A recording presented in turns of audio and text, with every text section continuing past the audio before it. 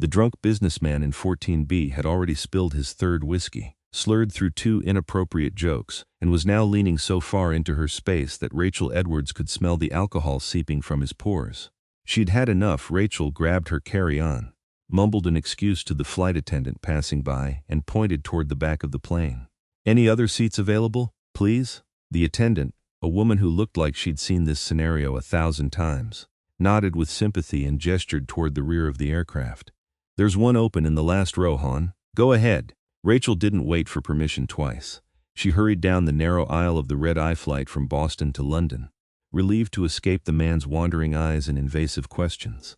The plane was dimly lit, most passengers already asleep or trying to be, their windows shut against the darkness outside. She reached the back row and saw it one empty seat beside the window. The seat beside it, however, was occupied. She almost stopped walking.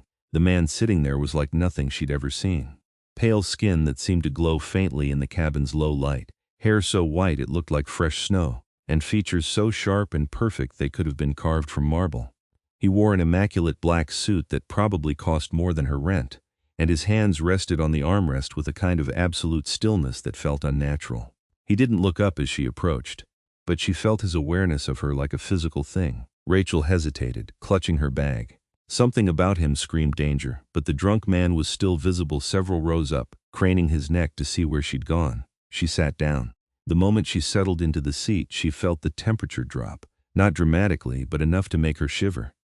The man beside her still hadn't moved, hadn't acknowledged her presence at all. His eyes were closed, dark lashes resting against those impossibly pale cheeks, but she somehow knew he wasn't sleeping. "Thank you for not making this awkward," she whispered, more to herself than to him, as she buckled her seatbelt. "You're welcome." His voice was like silk over steel, smooth and cultured with an accent she couldn't quite place. British maybe, but older somehow. His eyes opened and Rachel's breath caught. They were silver, pure, metallic silver like mercury, and they fixed on her with an intensity that made her want to look away and lean closer at the same time. "I'm sorry, I didn't mean to disturb you," she managed. "There was a drunk guy and I just needed to—" "I'm aware." He turned his head slightly, and she realized he was looking past her toward the front of the plane where the businessman sat. Something flickered in those silver eyes, something dark and possessive that made her pulse quicken. "He won't bother you here." It wasn't a casual statement. It was a promise delivered with absolute certainty. Rachel swallowed. "Right, well thanks, Lucien Valdemaras." He offered his hand and she stared at it for a moment before taking it. His skin was cool, his grip firm but careful, as if he was very aware of his own strength. "And you are Rachel Edwards. Everyone calls me Rachel." She pulled her hand back, feeling the cold linger on her palm. "That's an interesting name. Valdemaras? It's very old." The corner of his mouth lifted just barely, in something that might have been amusement. "My family has certain tradition. Are you from England? Among other places." He shifted slightly, angling his body toward her, and she caught a scent like winter air and something darker, richer. "I've lived in many locations over the years. And you?" "American, clearly, but let me guess, East Coast, educated, professional, running from something." Rachel blinked. "That's oddly specific. You have a certain look about you, tired eyes, expensive but practical luggage, no wedding ring but a pale line where one used to be." His silver gaze dropped to her left hand. "Recently divorced?"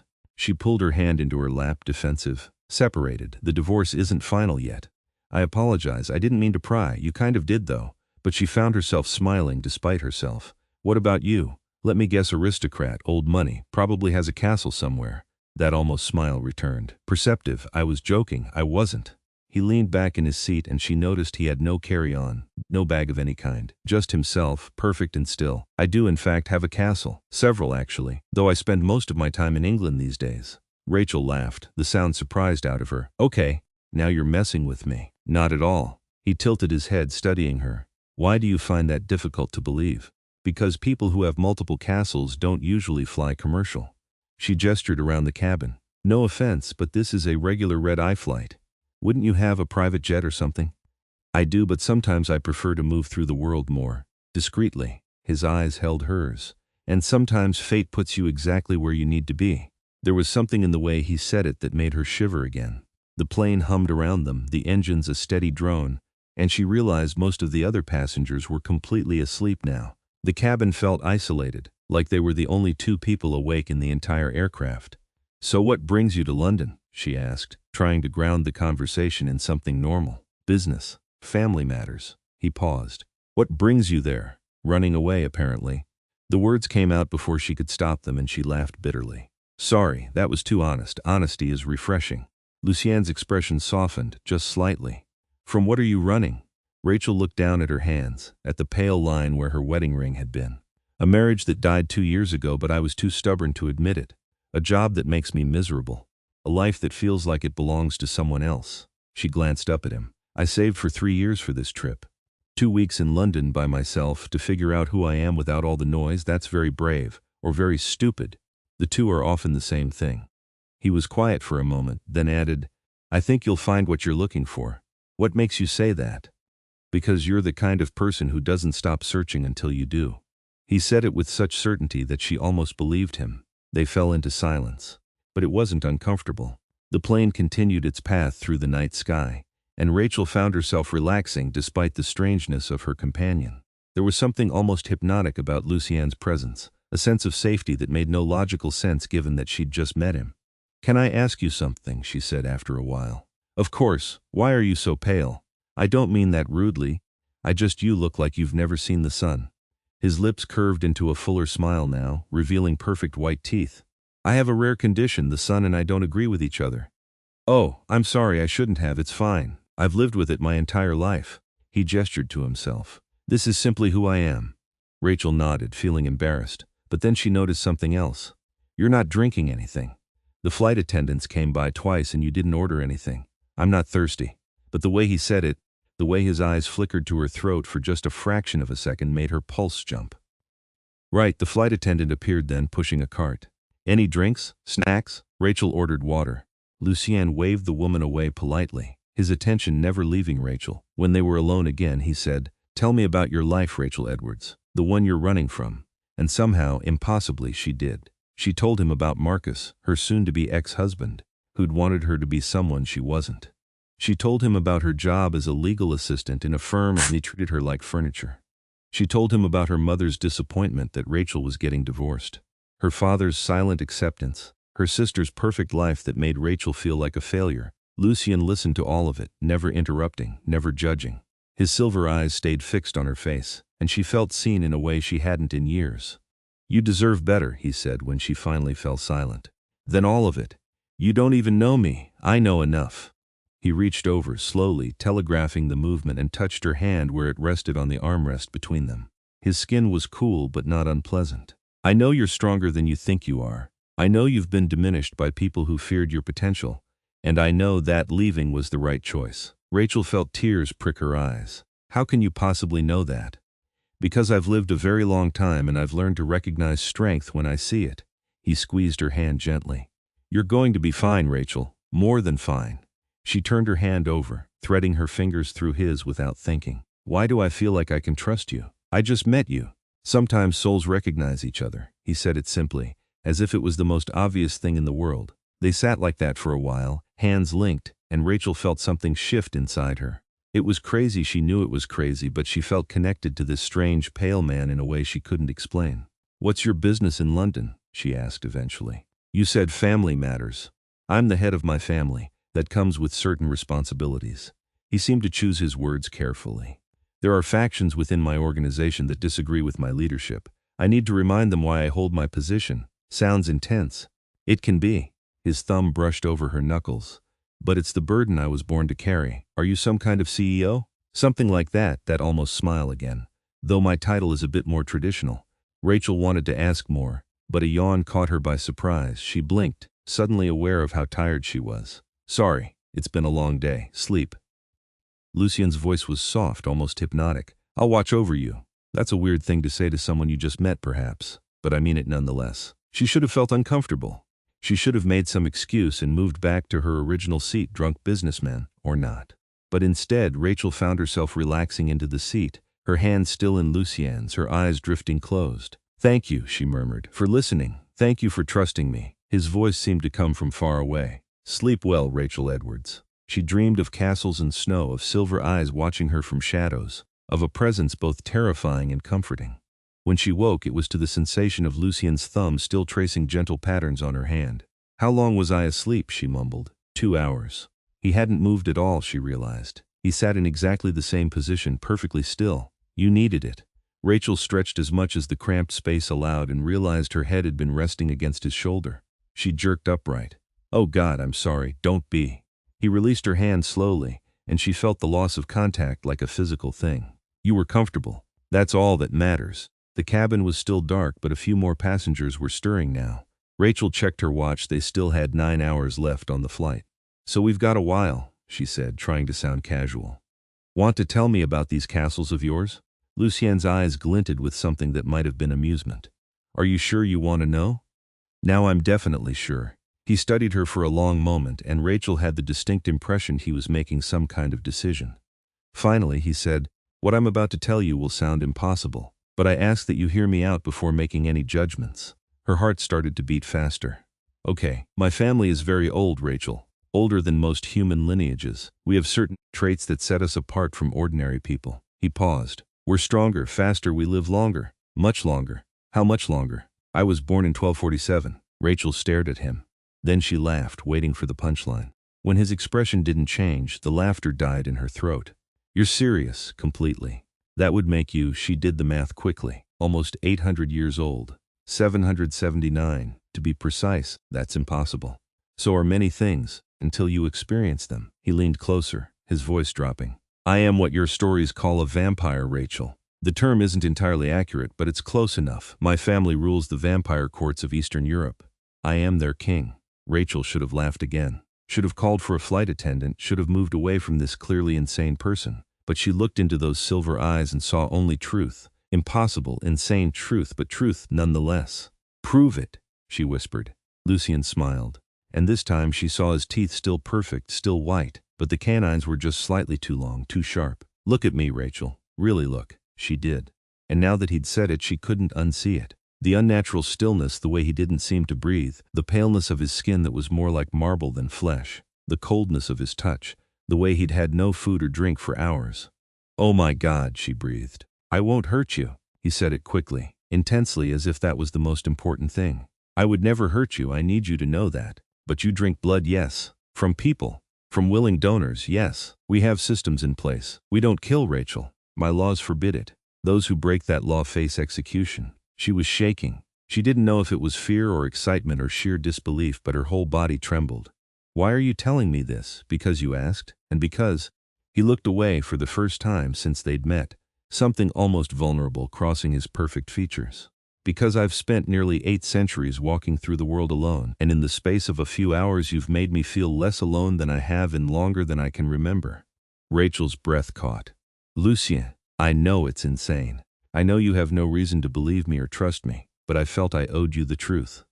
He met her eyes again. We have 9 hours left on this flight.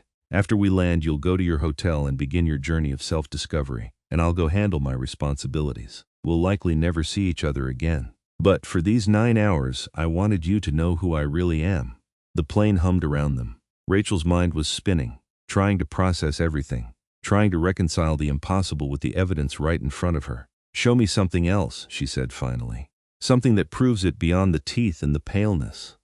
Lucien glanced around the cabin, making sure no one was watching, then held up his hand. Before Rachel's eyes, his fingernails elongated into sharp, dark claws, then retracted again in the space of a heartbeat. She gasped, grabbing his hand to examine it. Normal nails, normal fingers, except for the impossible coldness of his skin.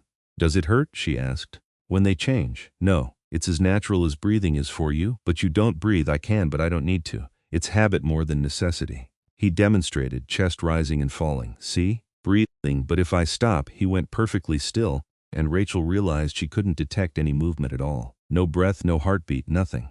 That's so weird, she whispered. I imagined so. He resumed breathing, probably for her comfort. Any other questions? About 1,000,000. She settled back in her seat, still holding his hand, and realized she wasn't afraid. Shocked, yes. Overwhelmed, absolutely. But not afraid. Tell me everything. So he did. For the next 3 hours, Lucien told her about the vampire world. About the courts and territories, the ancient laws that governed their kind, the blood banks they maintained through willing human donors, who were compensated generously and never harmed. He told her about the sun's deadly effect, not instant combustion like in movies, but a burning that could kill given enough exposure. He told her about silver being irritating but not fatal, about garlic being completely useless, about stakes through the heart working only because stakes through the heart would kill anyone. He told her about his family, the Valdemaras line that had ruled for over 1,000 years. About his parents long dead now who'd raised him to be a leader. About his younger sister Seraphine who helped him govern. About the rebels who wanted to return to the old ways, when vampires hunted humans freely and didn't hide their existence. I've spent the last 2 centuries trying to build a better world, he said quietly. One where both our species can coexist safely, where we're not monsters and you're not prey. But there are many who see that as weakness. It's not weakness, Rachel said firmly. It's evolution. He smiled at that, a real smile that transformed his face. I like you, Rachel Edwards. I like you too, Lucien Valdemaras. Even though you're a creature of the night who drinks blood to survive. When you say it like that, it sounds so dramatic. It is dramatic. But she was grinning now. This is literally the most insane night of my life and I'm somehow okay with it. Are you, truly? He searched her face. Because if you're frightened, I'm not. And she realized it was true. I should be, but I'm not. You could have told me you were a serial killer, or a con artist, or just a run-of-the-mill creep. But instead you told me you're a vampire king trying to make the world better. That's kind of sweet, actually sweet. He tested the word like it was foreign. I've been called many things over the centuries. Sweet is a first. Get used to it. They fell into an easy rhythm after that, talking and laughing in low voices so as not to disturb the sleeping passengers around them. Rachel asked about history, what it was like to live through the Black Death, the Renaissance, the World Wars.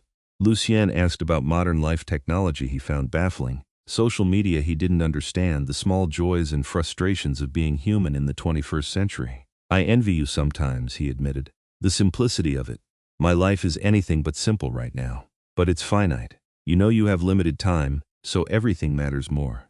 He looked at her with something like longing. When you have centuries stretching before you, it's easy to waste them, to become numb to the world. Is that how you feel? Numb? I did, before tonight. His hand found hers again. You've reminded me what it's like to feel something. Rachel's heart was pounding now and not from fear. Lucien, I know, it's too fast, too much.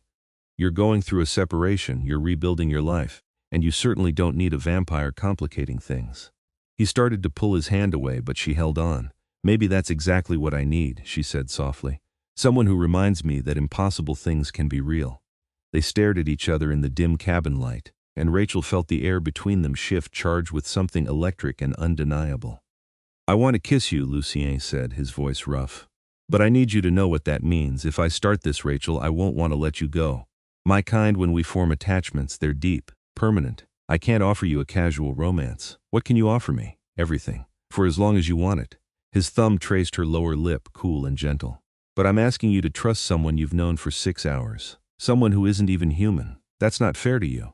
Nothing about this is fair, Rachel agreed. But I stopped caring about fair somewhere over the Atlantic Ocean. She leaned in, and he met her halfway. The kiss was soft at first, tentative, his lips cool against hers. Then Rachel pressed closer and something broke open between them. Lucien made a sound low in his throat and pulled her against him, one hand cradling her face, the other sliding into her hair. The kiss deepened, and Rachel felt like she was falling, drowning, flying all at once. When they finally broke apart, both breathing hard, well, she was breathing hard. He was just doing it for show, she whispered. Okay. Wow, yes. His eyes had darkened to gunmetal gray, and his pupils were dilated. That was, yeah. They kissed again, softer this time, sweeter. Rachel felt his fangs graze her lower lip and shivered, but not with fear, with want. We should stop, Lucien murmured against her mouth. Before I lose control. What happens if you lose control? I'd want to mark you, claim you, make it clear to every vampire in existence that you're under my protection. His hand tightened in her hair. And I'd terrify you in the process. Try me. He pulled back, studying her. You don't know what you're asking. Then tell me. Lucien took a slow breath he didn't need. When a vampire claims a human as theirs, we bite them, not to feed but to mark. Our venom carries our scent and it stays in the bloodstream for months. Any other vampire who encounters you would know instantly that you belong to someone and that someone is me. They wouldn't dare touch you. That sounds weirdly romantic. It's primal, possessive. His eyes searched hers. I'm trying very hard to be civilized about this, Rachel, but my instincts are screaming at me to mark you right now. To make sure you're safe. From what? From everything. From the drunk fool in 14B who looked at you like prey. From the dangers waiting in London. From my own kind, some of whom wouldn't hesitate to use you against me if they knew what you're starting to mean to me. He cupped her face with both hands. You walked into my world tonight. and now I can't imagine letting you walk out of it." Rachel's pulse was racing. This was crazy. This was too fast, too intense, too impossible. She should be running in the other direction. Instead, she heard herself say, "Do it. Rachel, you said we have a few hours left on this flight, that after we land we'll probably never see each other again." She covered his hands with hers. "But what if we did? What if this isn't just a random encounter? You said sometimes souls recognize each other. Mine recognized you, Lucien. So if marking me means I'll be safe, if it means I'll have a reason to see you again, then do it." "You're not thinking clearly." "I'm thinking more clearly than I have in years." She tilted her head, exposing her throat. "I trust you." Lucien made a sound that was almost a growl. "You're going to be the death of me. I thought you were already dead. Technically, I'm undead." But he was smiling as he leaned in, his lips brushing the side of her neck. "Last chance to change your mind." Not changing it. His fangs pierced her skin, and Rachel gasped. There was a moment of pain, sharp and bright, and then pleasure, wave after wave of it, washing through her bloodstream like fire and honey and starlight all mixed together. She clutched at Lucien's shoulders, and he wrapped his arms around her, holding her close as he marked her. It lasted only seconds, but it felt like forever. When he pulled back, his fangs retracting, there were 2 small puncture wounds on her throat. He licked over them once, sealing them, and Rachel felt the venom sink deep into her system. "How do you feel?" he asked, watching her carefully. "Tingly, warm, a little dizzy." She touched her neck, feeling the slight raised marks. "Is it supposed to feel that good?" "The venom has euphoric properties. It fades quickly, but yes." He looked almost guilty. "I should have warned you. I'm not complaining." Rachel settled against his side, and he wrapped his arm around her, pulling her close. "So now I'm marked. What does that mean exactly?" "It means you're under the protection of the Valdemaras line. It means any vampire who encounters you will know to leave you alone or face my wrath." His fingers traced idle patterns on her shoulder. "And it means I can find you if I need to. The mark creates a connection between us. I'll always know where you are, whether you're safe." That should feel creepy, but it doesn't. "Good." He pressed a kiss to the top of her head. "Because I'm not sure I could remove it now, even if you ask me to. You're mine, Rachel Edwards, for as long as you'll have me." That's a pretty big commitment from someone I met 6 hours ago. 7 now. His voice was warm with affection. "And I've made larger commitments on less." They sat together in comfortable silence for a while, the plane carrying them through the darkness toward London. Rachel felt the venom still buzzing pleasantly in her system, making everything feel soft and golden. But beneath that, she felt something else, a connection to Lucien that ran deeper than logic or reason. "Tell me about your sister," she said eventually. "Seraphine. She's going to love you." Lucien's smile was fond. "She's been telling me for years that I need someone to remind me how to live, not just exist. She'll probably throw a celebration when she finds out I've claimed someone." "Is she in London?" "No, she's back home in Romania. But she'll want to meet you soon." He paused.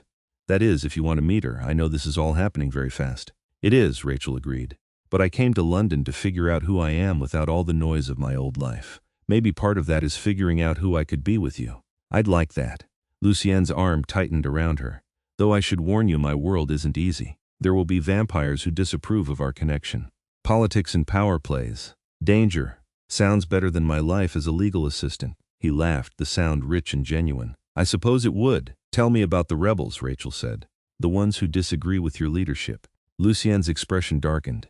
"They're led by a vampire named Constantin Draven. He's old, powerful, and he believes vampires should rule over humans, not coexist with them. He sees my policies as weakness, as betrayal of our true nature. How bad is it?" "Bad enough that I need to meet with the London court personally, to remind them where their loyalties should lie, and what happens to those who side with Constantine." Rachel heard the steel in his voice and realized she was seeing the king now, not just the man. "Will there be violence? Possibly. Constantine's followers tend to be aggressive." He looked at her, concern clear in his silver eyes. "Which is why I need to know you'll be safe. Promise me you'll stay at your hotel, that you won't go wandering the city alone at night." "For how long?" "A few days at most. Once I've dealt with the London situation, I can arrange better protection for you." His hand cupped her cheek. "I know it seems restrictive, but until word spreads that you're under my protection, you could be a target. Because I'm marked, because you're important to me. And my enemies would use that against me without hesitation." Rachel's stomach twisted, but she nodded. "Okay, I'll be careful. Thank you." He kissed her softly. "I'll come to you as soon as I can, and in the meantime you have this." He reached into his jacket and pulled out a thick, expensive cardstock with a phone number embossed in silver. That's my private line. If anything happens, if you feel threatened or unsafe, you call me. Immediately. His eyes were intense. Promise me, Rachel, I promise. They spent the next 2 hours in quiet conversation, Lucien telling her about his castle in Romania, about the vampire courts and their elaborate protocols, about the modern world he was still learning to navigate. Rachel told him about her dreams to travel, to write, to live a life that felt authentic instead of prescribed. You'll do all of it, Lucien said with absolute certainty. And I'll help you, if you'll let me. How? Money is easy when you've had centuries to accumulate it. I could ensure you never have to work that job you hate again.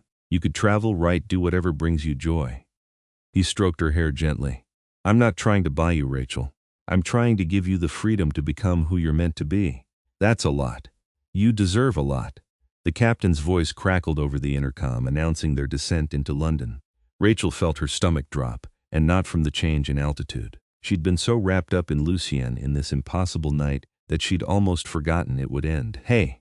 Lucien turned her face toward him. This isn't ending, it's just beginning. You can't know that. I can. Because I'm not letting you go. His kiss was fierce, claiming, You're mine, Rachel. Mine to protect, mine to cherish, mine to love, and I keep what's mine. The possessiveness should have bothered her, should have raised red flags and feminist objections. But instead Rachel felt safe, wanted, claimed in a way that felt right. I'm yours, she whispered against his lips. But you're mine too, always. He rested his forehead against hers. For as long as you want me. The plane touched down smoothly and reality came crashing back. The cabin lights came on, harsh after hours in the dim. Passengers stirred, reaching for bags, preparing to disembark. The drunk businessman from 14B stumbled past, not even glancing at Rachel. Lucien's hand tightened on hers. Remember, stay at your hotel. Don't go out alone at night. Call me if anything feels wrong. I remember. And Rachel? He pulled her close one more time, his lips brushing her ear. When I come for you, we're going to finish what we started properly.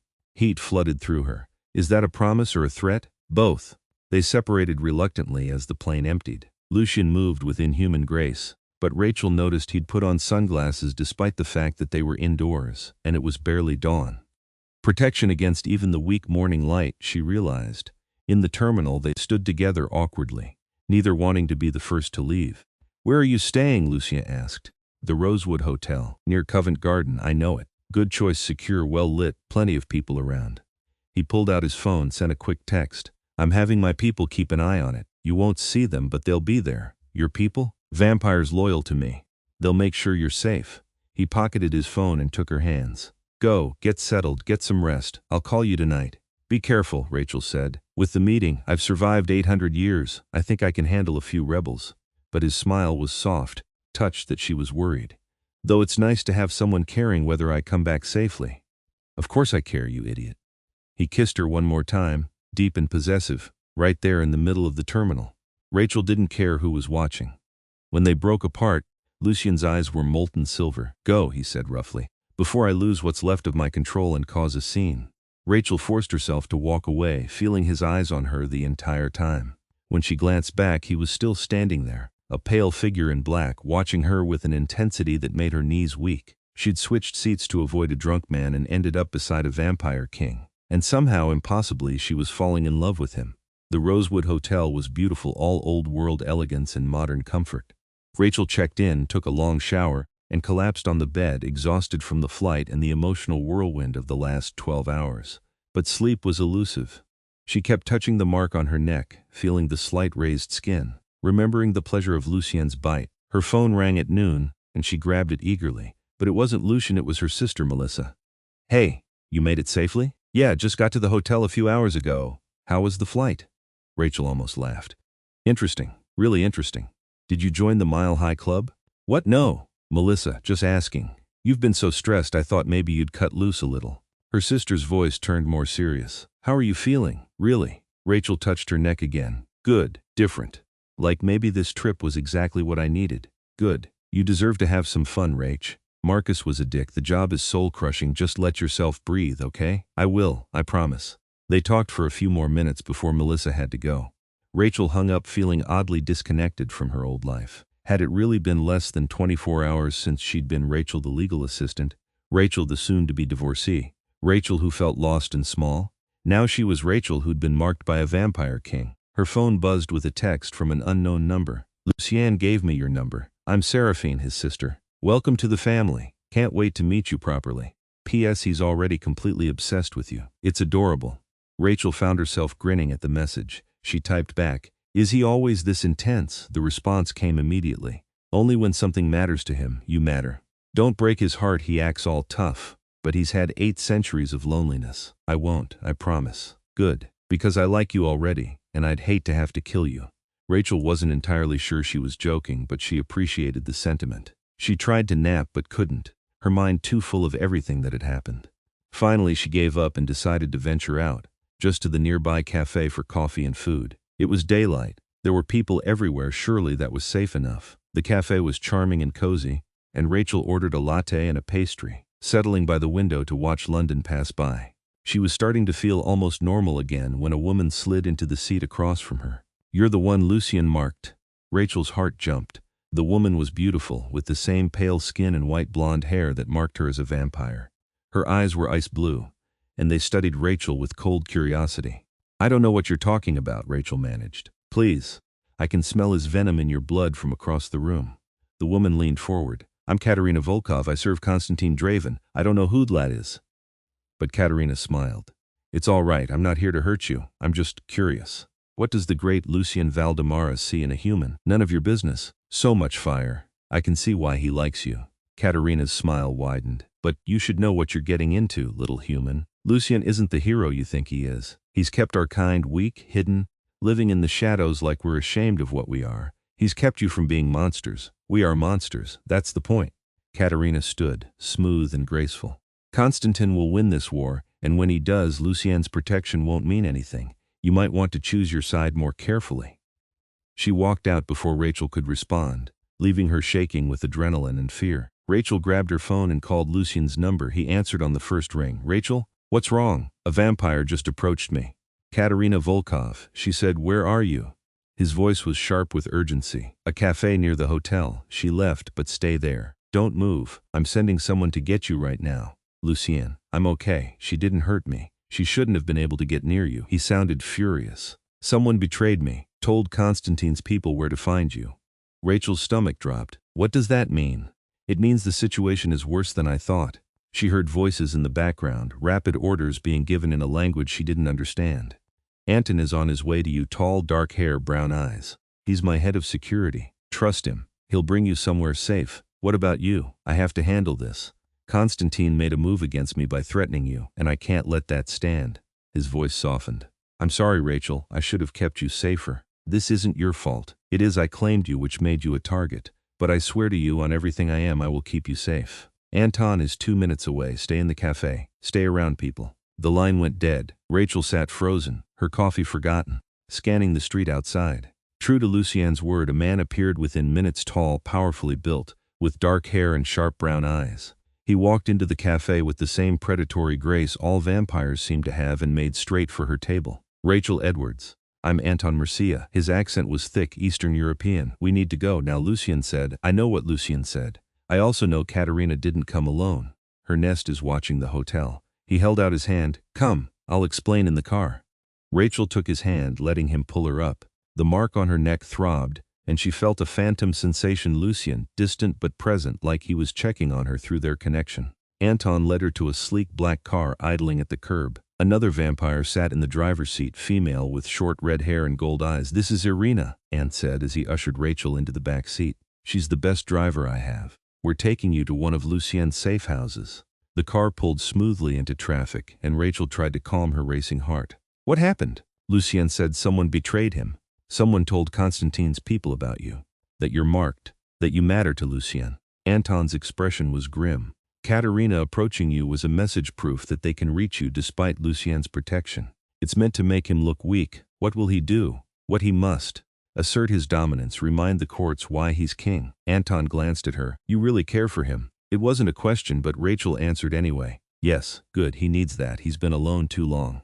Anton's face softened slightly. "I've served the Valdemaras line for 300 years. I've never seen Lucien care for anyone the way he cares for you. Don't waste that." "I won't." The safe house turned out to be an elegant townhouse in an upscale neighborhood.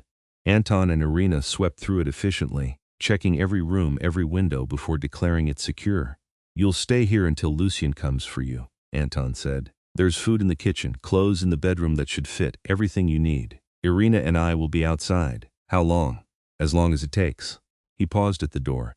He'll be fine, you know. Lucien is the most powerful vampire in Europe. Constantine is strong, but he's not strong enough to challenge the king directly. Then why is he trying? Because he's hoping Lucien has gone soft. That caring for a human has made him weak. Anton's smile was sharp. He's about to learn how wrong he is. They left, and Rachel was alone in the beautiful empty house. She explored restlessly, found the clothes Anton had mentioned, designer pieces in exactly her size, which was either really good guessing or slightly creepy surveillance. She changed out of her travel clothes, made tea she didn't drink, and tried not to climb the walls with worry. The mark on her neck throbbed again, stronger this time, and she gasped.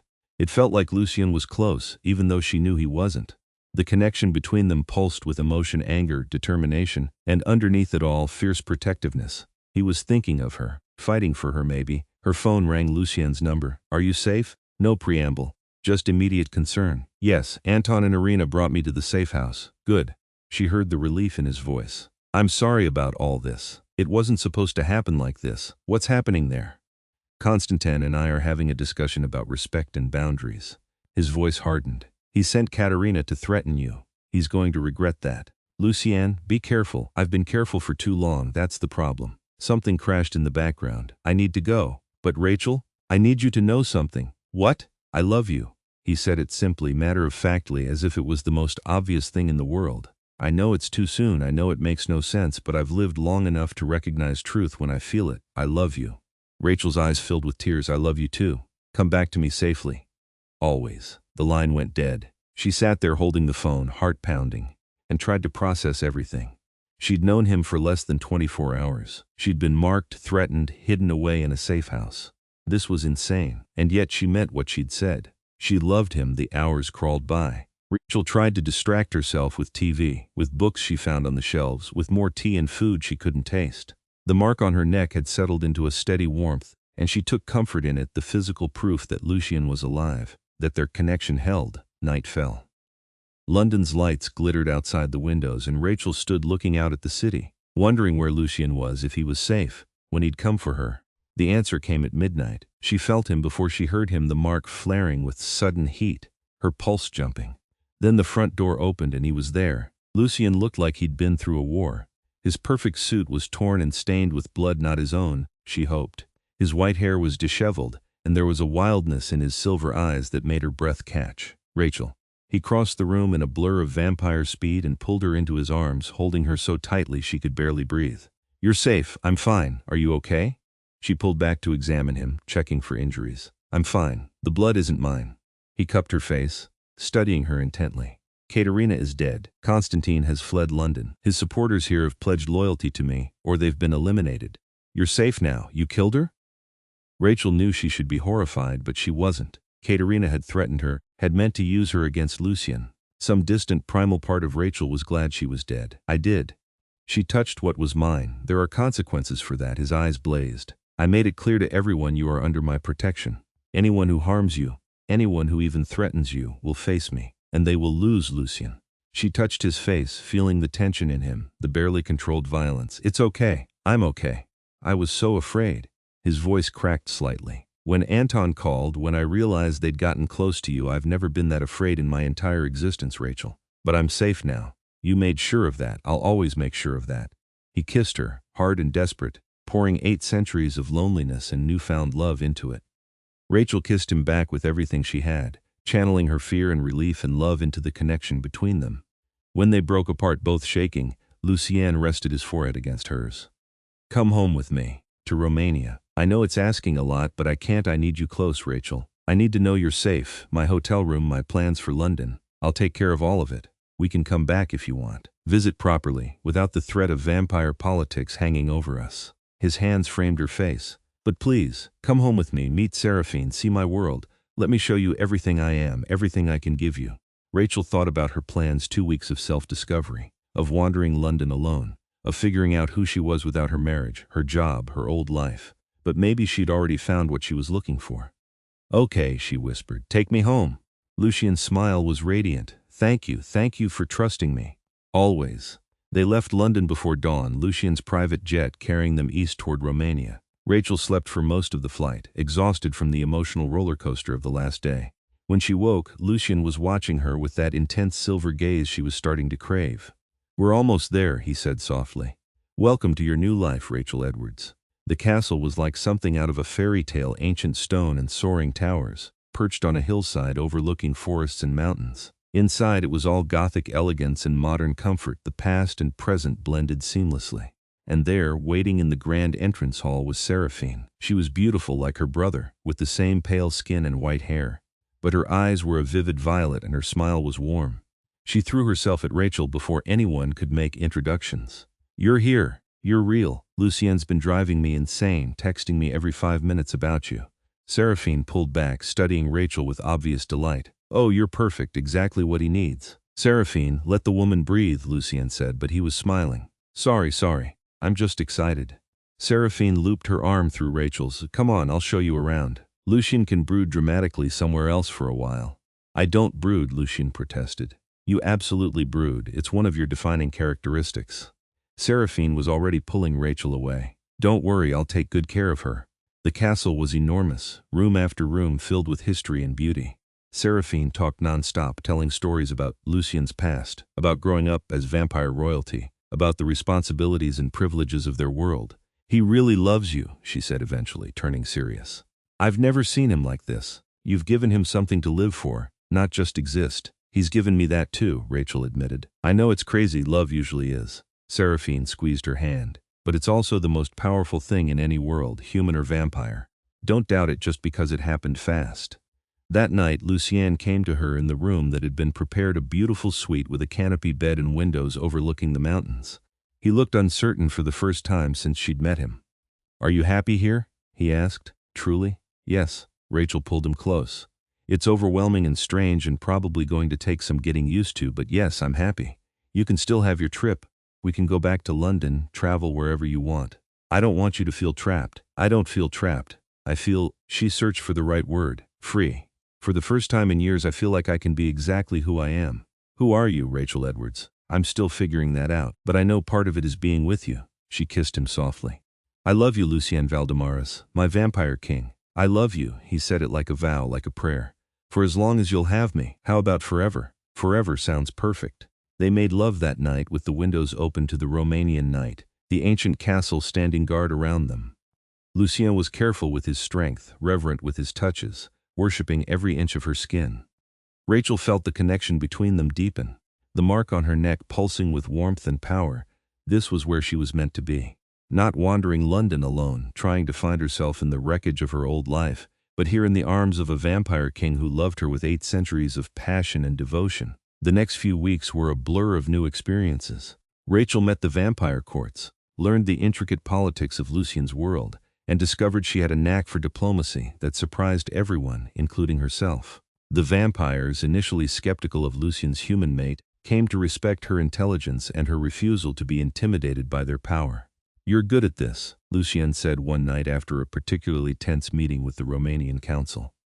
"They respect you, because I'm not afraid to call them out on their bullshit."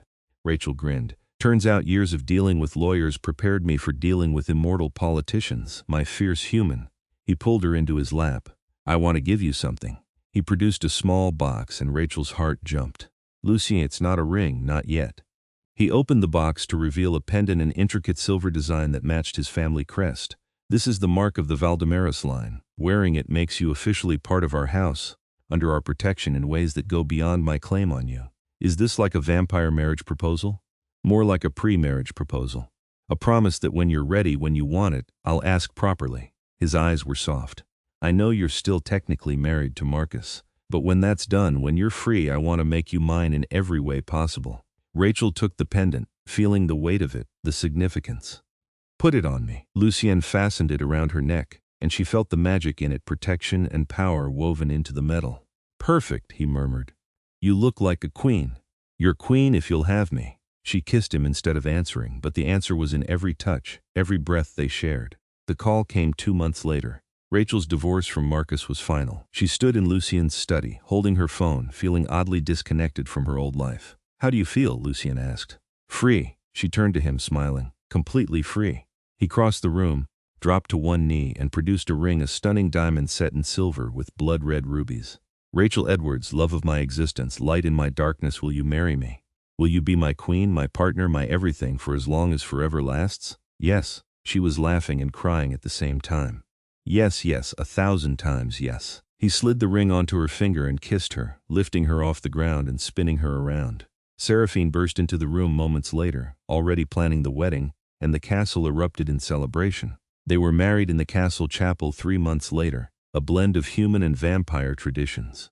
Rachel wore a gown of white silk and lace, the Valdemaras pendant at her throat, and Lucien wore black that made his pale skin glow. Seraphine stood as Rachel's maid of honor, and Anton served as Lucien's best man. I vow to love you across centuries, Lucien said during the ceremony, his silver eyes locked on hers. To protect you, to cherish you, to spend every moment I have making you happy. I vow to love you with everything I am, Rachel responded, voice steady despite her tears. To stand beside you, to be your partner in all things, to show you every day that you're not alone anymore. The kiss was soft and perfect, sealing their union before humans and vampires alike. Rachel felt the magic of it settle into her bones, felt the mark on her neck flare with power and light. She was Rachel Valdemaras now, queen of the vampires, wife to Lucien, and she'd never been happier. The first year of marriage was an adjustment. Rachel learned to navigate vampire society, to hold her own in council meetings, to balance her human nature with the immortal world she'd joined.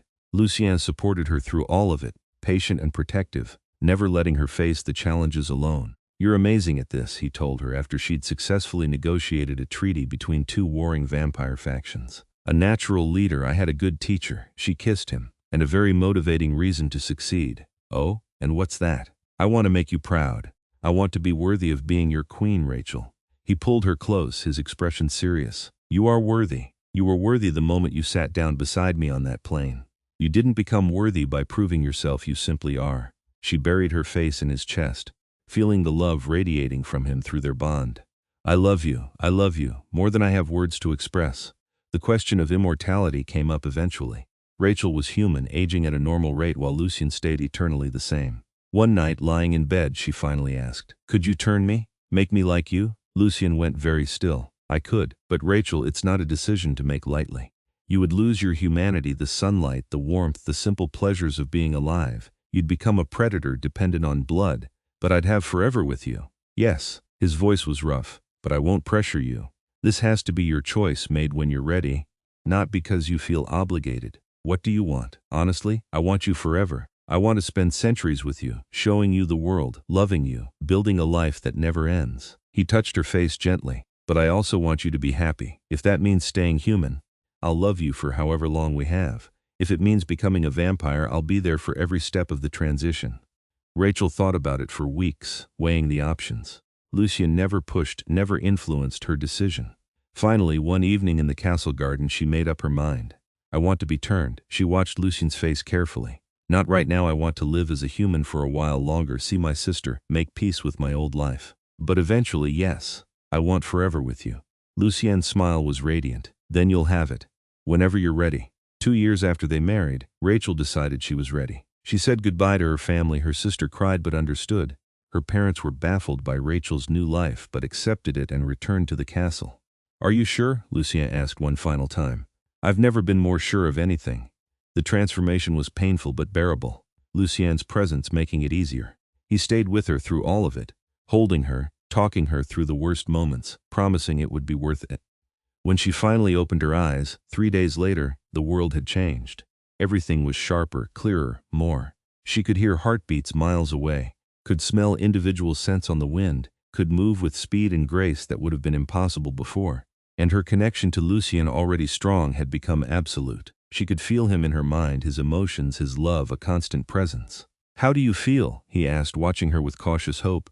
Rachel tested her new body, her new senses. Then she smiled, fangs flashing. Powerful, amazing, perfect, you're beautiful. He pulled her into his arms. My vampire queen. They made love that night with the intensity of two immortal beings, strength meeting strength, passion burning without limits. Rachel felt complete in a way she'd never imagined, her humanity transformed but not lost, simply evolved into something greater. The years that followed were filled with adventure and love. Rachel and Lucien traveled the world, visited courts in every country, strengthened alliances and ended conflicts. Rachel became known as a fair and wise queen, respected by vampires and humans alike in the supernatural world. Constantine Draven made one final attempt at rebellion 5 years after Rachel's transformation, but it was short-lived. Rachel and Lucien faced him together, a united front of power and determination. The battle was fierce but brief, and when it ended, Constantine was dead and his followers scattered. "It's over," Lucien said, standing in the ruins of Constantine's fortress. "The threat to our rule is ended. We did it." Rachel leaned against him, tired but triumphant. Together, he agreed. "As we'll do everything from now until the end of time." Decades passed, then centuries. Rachel and Lucien ruled the vampire world with wisdom and compassion, creating a society where vampires and humans coexisted peacefully, where the old ways of violence and domination were replaced with cooperation and respect. Seraphine found love eventually, a human woman she turned with Rachel and Lucien's blessing. The castle filled with family and friends, with laughter and life even in their immortal existence. And through it all, Rachel never forgot that night on the plane. The moment she'd switched seats to avoid a drunk man and landed beside the Vampire King for 12 hours that changed everything. "Do you ever regret it?" Lucien asked one night, over 100 years after they'd met. "Giving up your human life, your mortal existence?" Rachel looked at him, at this perfect being who loved her with the intensity of centuries, and smiled. "Not for a second. You're my destiny, Lucien. That plane ride was just fate making sure we found each other. I love you, Rachel Valdemaras. I love you too, forever." And forever was exactly what they had. An eternity of love, partnership, and devotion. Rachel had boarded that plane looking for herself, trying to escape a life that didn't fit. Instead, she'd found her home, her king, her forever, all because she'd switched seats to avoid a drunk, and landed beside the Vampire King for 12 hours that became an immortal lifetime. The castle stood strong on its hillside, sheltering its king and queen. Inside, Rachel and Lucien danced in the grand ballroom, moving to music only they could hear, wrapped in each other's arms the way they'd been for over a century and would be for centuries to come. Their love story had started in the most unlikely way, a chance encounter on a red-eye flight, a desperate move to escape an uncomfortable situation, a moment of fate that neither could have predicted. But it had grown into something powerful and eternal, a love that transcended species and time, that transformed both of them into better versions of themselves. Lucien spun Rachel across the floor, her laughter echoing through the ancient halls. The pendant at her throat, the Valdemaras crest, caught the light, symbol of her position as queen, as partner, as beloved wife to the Vampire King. "What are you thinking about?" Lucien asked, always attuned to her moods even after all this time. "That plane ride. How terrified I was of that drunk businessman, how desperate I was just to find a safe seat." She smiled up at him. "And how sitting beside you was the best decision I ever made." "The best decision we ever made," Lucien corrected gently. "I could have ignored you, could have sent you away. But something in me recognized you the moment you sat down. My soul knew yours before my mind caught up." "Souls recognizing each other," Rachel murmured, remembering his words from that first night. "You said that to me, do you remember?" "I remember everything about that night. Every word, every touch, every moment I fell deeper in love with you." He dipped her dramatically, making her laugh again. "You were so brave, Rachel, trusting a stranger who told you impossible things, accepting a world that shouldn't exist. You made it easy to trust you." She straightened, wrapping her arms around his neck. "You've never broken that trust, not once in all these years, and I never will." It was a vow spoken with the weight of centuries behind it. "You are my heart, Rachel. For as long as existence continues, you are my heart." They kissed in the ballroom, surrounded by the history of their family, the legacy they were building together. Through the windows, the Romanian night sparkled with stars, eternal and beautiful, just like their love. Somewhere in the world, planes were still flying through the night. People were still switching seats, avoiding discomfort, searching for safety and peace. Maybe somewhere, someone else was having a chance encounter that would change their life. But none of them could be quite like Rachel's. None of them would switch seats and land beside a Vampire King. None of them would find immortal love at 30,000 feet. That was hers alone. Her story, her love, her forever. And as Lucien pulled her close, as their bond hummed with joy and contentment and absolute devotion, Rachel knew she wouldn't change a single moment. Not the fear, not the danger, not the impossible choices, because all of it had led here. To this castle, this man, this love that would outlast empires and ages. She'd switched seats to avoid a drunk and landed beside her destiny. And they lived happily ever after, not in the mortal sense of a few decades, but in the immortal sense of actual forever. Century after century of love, of partnership, of standing together against whatever the world threw at them. Rachel and Lucien, the vampire queen and her king, ruling with wisdom and love, their story beginning with 12 hours on a plane and extending into infinity. It was the perfect ending, and the perfect beginning forever.